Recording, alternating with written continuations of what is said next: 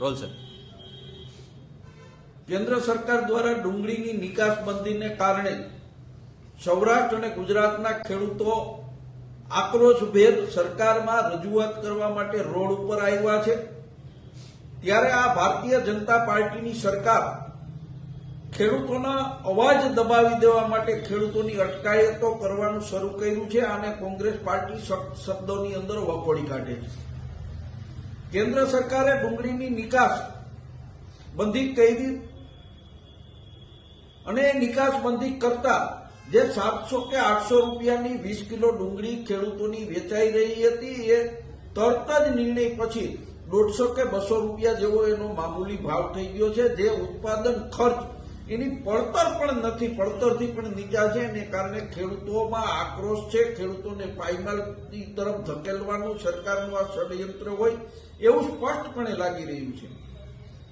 કેન્દ્ર સરકાર દ્વારા છેલ્લા 2 મહિનાની અંદર ડુંગળીની નિકાસ માટેના નિયમોમાં ફેરફારો કરવામાં આવ્યા। અત્યારે ડુંગળીની નિકાસ ઉપર 40% ડ્યુટી, જે અધધ ડ્યુટી કહેવાય, આવડી ડ્યુટી બીજી કોઈ પ્રોડક્ટમાં નથી। ત્યારે ખેડૂતોને જો ભાવ ન મળે એટલા માટે સરકારે 40% ડ્યુટી નાખી છે।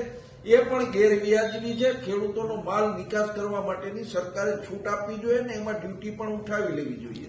લલિતભાઈ, ગોંડલના ખેડૂતો રસ્તા ઉપર આવ્યા છે, સૌરાષ્ટ્રભરના ખેડૂતો રસ્તા ઉપર આવ્યા છે ડુંગળી બાબતે, શું કહેશો?